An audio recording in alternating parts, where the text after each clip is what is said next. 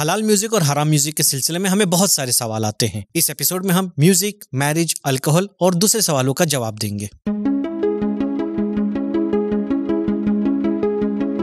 دوستوں السلام علیکم. سبیل کمنٹ کے اس ایپیسوڈ میں آپ کا استقبال ہے. پچھلے ہفتے ہمارے اس سیریز کا پہلا ایپیسوڈ ریلیز ہوا جسے آپ نے بہت سراہا. آپ کی محبتوں کا بہت بہت شکریہ. پچھلے ہفتے کے ایپیسوڈ میں آپ نے بہت سارے کمنٹس کیے جس میں کچھ پازیٹیو بھی تھے اور کچھ نیگیٹیو بھی. امام جعفر صادق علیہ السلام فرماتے ہیں احب اخوانی الیہ من اہدی الیہ عیوبی. میرا بہترین بھائی وہ ہے کہ جو مجھے میرے عیب ہدیے کے طور پہ پیش کرتا ہے. امید کرتے ہیں کہ سبیل کمنٹ کے اس پروگرام میں آپ اسی طرح سے ہمیں کمنٹ کرتے رہیں گے تاکہ اس میں جو خامیاں ہیں، اس میں جو کوتاہیاں ہم سے ہو جاتی ہیں اسے ہم بہتر بنا سکیں، اس پروگرام کو اور امپروو کر سکیں. پچھلے ہفتے دو اہم انسیڈنٹ پیش آئے. سب سے پہلے حضرت آیت اللہ سید علی سیستانی کے آفیشیل ویب سائٹ سے یہ خبر آئی کہ ان کے پیر کی ہڈی میں فریکچر ہو گیا ہے. آپ مومنین کرام کی دعاؤں سے اب ان کی طبیعت بہتر ہے اور وہ گھر تشریف لا چکے ہیں. دوسرے یہ کہ تہران کی نماز جمعہ 8 سال کے بعد رہبر انقلاب سید علی خامنائی کی امامت میں منعقد ہوئی. اس نماز جمعہ میں لاکھوں کی تعداد میں مومنین نے شرکت کی. ہم اپنے پروگرام کو آگے بڑھاتے ہیں اور اپنے پہلے سوال کی جانب بڑھتے ہیں.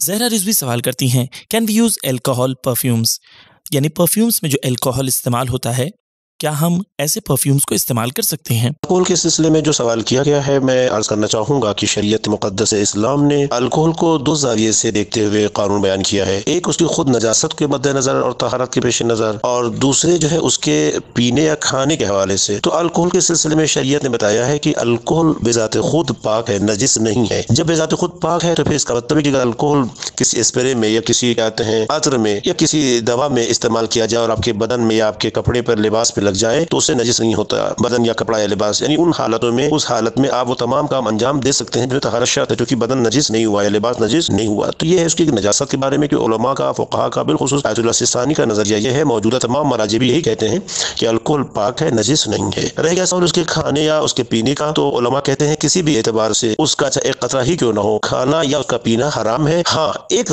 چھوٹ دی ہے، وہ ہے علاج کے حوالے سے ضرورت کے تحت، کہ جیسے بعض سیرپ میں یا بعض دواؤں میں الکوہل کا استعمال ہوتا ہے تو کہتے ہیں اگر استعمال اس کا 2% یا اس سے کم 2% یا اس سے کم اس کا استعمال ہو تو کہتے ہیں ایسی صورت میں اس کے استعمال میں کوئی حرج نہیں ہے. ورنہ کسی بھی اعتبار سے اس کا استعمال شریعت میں کھانے یا پینے کے حوالے سے جائز نہیں ہے، حرام ہے. مولانا موصوف کی مراد الکوہل سے انڈسٹریل الکوہل ہے، لہٰذا وہ الکوہل کی جو پرفیوم وغیرہ میں ہوتا ہے وہ انڈسٹریل الکوہل ہوتا ہے، آپ اسے لگا سکتے ہیں. بلکہ عطر وغیرہ یا پرفیوم کا لگانا سنت رسول ہے، خوشبو کا لگانا سنت رسول ہے، لہٰذا آپ خوشبو کو لگائیے. بعض لوگ ماہ رمضان میں خوشبو نہیں لگاتے ہیں تو ان سے بھی کہنا چاہیں گے کہ خوشبو لگانے سے روزہ باطل نہیں ہوتا ہے. مبین علی سوال کرتے ہیں کیا واجب نماز کے قنوت میں دنیائی حاجت طلب کر سکتے ہیں، مثال کے طور پر روزی میں اضافہ، اولاد کے لیے یا قرض کی ادائیگی وغیرہ؟ اللہ سیستانی صاحب کے فتوے کے مطابق نماز میں انسان کوئی بھی ذکر یا دعا پڑھ سکتا ہے. ذکر اور دعا میں ظاہر سی بات ہے اخروی دعا بھی شامل ہے اور دنیاوی حاجت اور دنیاوی دعا وغیرہ بھی شامل ہے. لیکن بس اس نقطے کی طرف توجہ ضروری ہے کہ نماز میں، نماز واجب میں یا نماز مستحب کوئی بھی نماز ہو، یہ ذکر اور دعا عربی میں ہونا چاہیے. لیکن اگر عربی میں نہیں پڑھ رہا ہے تو بہتر ہے کہ پہلے کوئی دعا یا کوئی ذکر عربی میں پڑھے، مثال کے طور پر صلوات پڑھ لے، اس کے بعد وہ کسی دوسری زبان میں اپنی دعا کو اور اپنی حاجت کو وہ قنوت میں طلب کر سکتا ہے. مبین علی بھائی، سب سے پہلے تو میں آپ سے یہ کہنا چاہوں گا کہ اگر آپ حلال روزی کما رہے ہیں، اس کی وسعت رزق کے لیے آپ اگر خدا سے دعا مانگ رہے ہیں، اولاد نرینہ، ایک صالح اولاد آپ خدا سے چاہ رہے ہیں، تو یا اگر آپ کے اوپر قرض ہے اور آپ قرض کی ادائیگی کے لیے دعا مانگ رہے ہیں، تو یہ دعا جو ہے دنیاوی دعائیں نہیں ہیں، یہ بھی آخرت کی دعائیں ہیں. روایتوں میں آیا ہے الدنیا مزرعۃ الاخرہ، دنیا آخرت کی کھیتی ہے. لہٰذا اگر ہم ان چیزوں کو استعمال کر کے اپنی آخرت کما رہے ہیں تو یہ بھی گویا آخرت کا ہی کام انجام دے رہے ہیں. محمد سلطان بھائی کمنٹ کرتے ہیں، کہتے ہیں پلیز کبھی ان لوگوں کا بھی انٹرویو دکھائیں جن لوگوں نے گراس روٹ سے رائز کر بزنس امپائرز بنائیں، اور آنیسٹ انٹرویو دکھائیں. ہم لوگوں کو موٹیویشن کی ضرورت ہے دنیاوی معاملے میں آگے جانے کے لیے. اگر سب مولوی بن جائیں گے تو کیا ہوگا؟ محمد سلطان بھائی، میں آپ کی اس بات سے پوری طرح سے ایگری کرتا ہوں کہ ہمیں کامیاب ہونا ہے، ہمیں آگے بڑھنا ہے. امام زمانہ بھی یہی چاہتے ہیں ہم بلند حوصلے و ارادے کے ساتھ آگے بڑھیں، مسلسل کامیابی حاصل کریں، ترقی حاصل کریں. یہی وجہ ہے کہ کچھ زائرین جب آغا سیستانی سے ملنے جاتے ہیں تو ان کے ذریعے سے آیت اللہ سیستانی ہندوستان کے شیعوں کو ایک پیغام دیتے ہیں.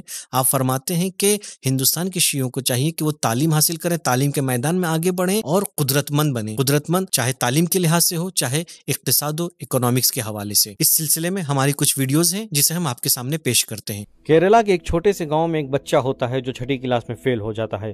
اس کا تعلق غریب گھرانے سے تھا اس کا بچپن سخت اور دشوار حالات میں گزرتا ہے۔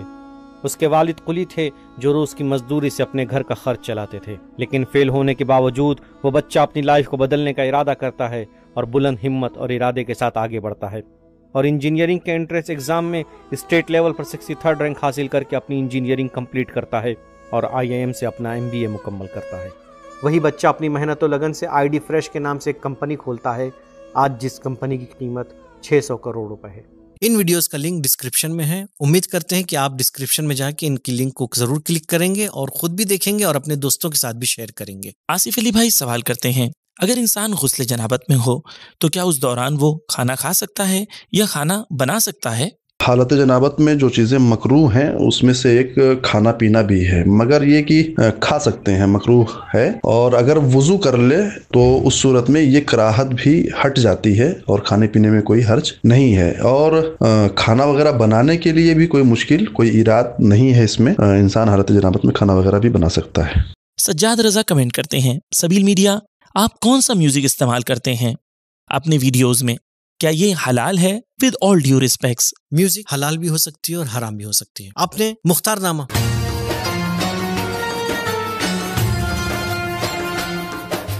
یا اسی طرح سے دوسرے سیریل جو اسلامی ہیں جیسے امام علی ہیں،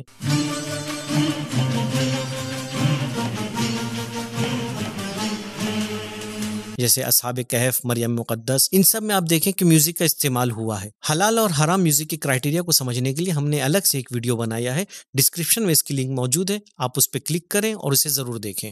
ابن رضا بھائی ایک کمنٹ کرتے ہیں جس میں وہ ہمیں پیغام دیتے ہیں، کہتے ہیں کہ انہوں نے ہمارا چینل بہت دیر سے دیکھا لیکن کافی خوش ہوئے، اور اپنی زندگی کے واقعات کو بیان کر کے بتاتے ہیں کہ انہوں نے جلدی شادی کی اور جلدی شادی کرنے کی وجہ سے خدا نے ان کے رزق میں اضافہ کیا، اور جوانوں کو پیغام دینا چاہتے ہیں کہ آپ بھی اپنی زندگی میں جلدی شادی کریں اور خدا پر بھروسہ کریں۔ خداوند کریم نے قرآن مجید میں سورہ نور کی آیت نمبر 32 میں ذکر کیا ہے کہ وَأَنكِحُوا الْأَيَّامَ مِنكُمْ وَالصَّالِحِينَ مِنْ عِبَادِكُمْ وَإِمَائِكُمْ أَنْ يَكُونُوا فُقَرَاءَ يُغْنِيهُمُ اللَّهُ مِنْ فَضْلِهِ وَاللَّهُ وَاسِعٌ عَلِيمٌ، یعنی خدا نے صاف صاف یہ پیغام دے دیا ہے کہ شادی کے ذریعے، نکاح کے ذریعے جو ہے تم اپنے رزق کو حاصل کر سکتے ہو، اور جو فقیر ہوتا ہے اس کو خدا غنی کر دیتا ہے اپنے فضل سے۔ اور خود پیغمبر اکرم صلی اللہ علیہ وآلہ وسلم سے حدیث ہے کہ جس میں انہوں نے فرمایا ہے کہ التمسوا الرزق بالنکاح، یعنی نکاح کے ذریعے سے تم رزق کو حاصل کرو۔ تو یہ واضح پیغام ہے مومنین کے لیے کہ وہ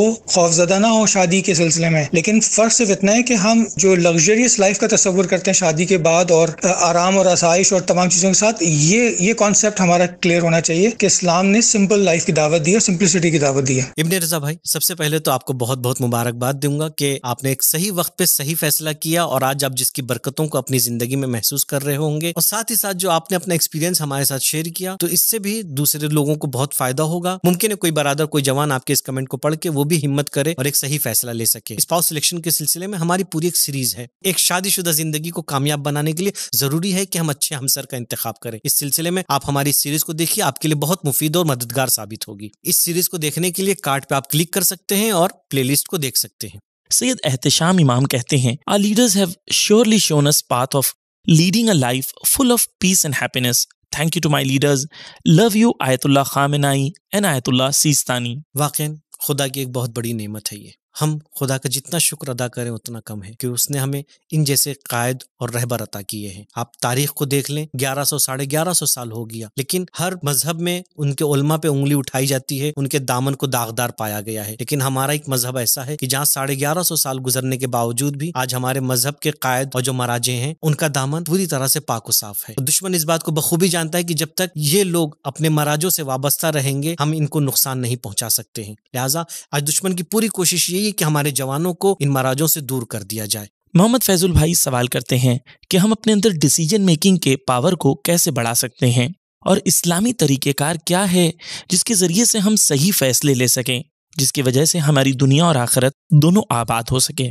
مولا علی علیہ السلام ارشاد فرماتے ہیں کہ جلد بازی سے انسان کے راستے میں لغزشیں آتی ہیں، غلطیاں آتی ہیں۔ دوسرا قدم یہ ہے کہ کسی بھی ڈیسیژن کو لینے سے پہلے انسان سوچ وچار کرے، تفکر اور تعقل کرے، ڈیسیژن کے حوالے سے سوچے، ایک اپنے لیے مقصد بنائے اور مقصد کے اندر اللہ تعالیٰ کو ملا کر رکھے، جس مشکل کو حل کرنا چاہتا ہے اس کے لیے اور پاسبل راستے جو ہیں ان کو بھی اینالائز کرے اور ہر راستے کے آؤٹ کمز اور کانسیکوینسز کو دیکھتے ہوئے فیصلہ کرے۔ اللہ تعالیٰ ارشاد فرماتا ہے کہ انسان کے اوپر ضروری ہے کہ وہ عاقبت اندیشی کرے، وہ دور اندیشی کرے، ایک چیز کے انجام کو سوچتے ہوئے اس کا فیصلہ کرے۔ تیسرا قدم یہ ہے کہ انسان اگر خود اپنی سوچ وچار سے کسی نتیجے تک کے نہیں پہنچ پا رہا ہے تو جس شخص کے پاس اس فیلڈ کی مہارت ہے اور علم ہے اس سے جا کر پوچھے اور مشورہ کرے۔ اگر انسان مشورہ کرتا ہے تو مشورے سے بہت اچھا راستہ اور اچھا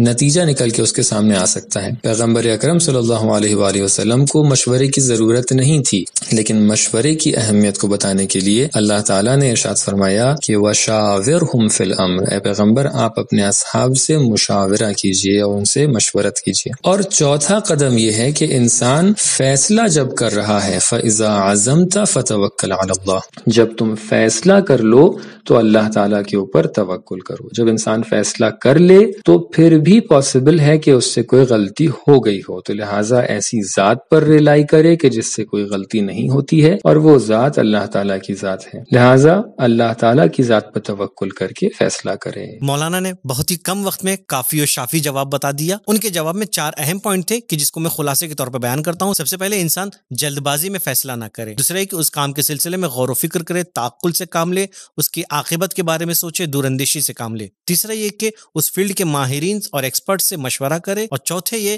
کہ جب فیصلہ کر لیا ہے تو اب خدا کی ذات پر توکل اور بھروسہ کرے۔ بہت سے لوگ ہم سے پوچھتے ہیں کہ ہم کہاں سوال پوچھیں، تو آپ یا تو اسی ویڈیو کے کمنٹ باکس میں بھی کمنٹ کر سکتے ہیں یا ہمارے اس نمبر پہ وائس میسج یا ویڈیو میسج کی شکل میں بھی سوال بھیج سکتے ہیں۔ ظاہر ہے سوال بہت آتے ہیں اور ہم سب کو تو اس پروگرام میں شامل نہیں کر سکتے، لہٰذا سلیکٹڈ سوالوں کو ہم اس پروگرام میں شامل کرتے ہیں، اور جو سوال رہ جاتے ہیں اس کا جواب ہماری ریسرچ ٹیم اسی کمنٹ میں رپلائی کر دے گی۔ امید کرتے ہیں اگلے ہفتے پھر ملاقات ہوگی۔ خدا حافظ، التماس دعا۔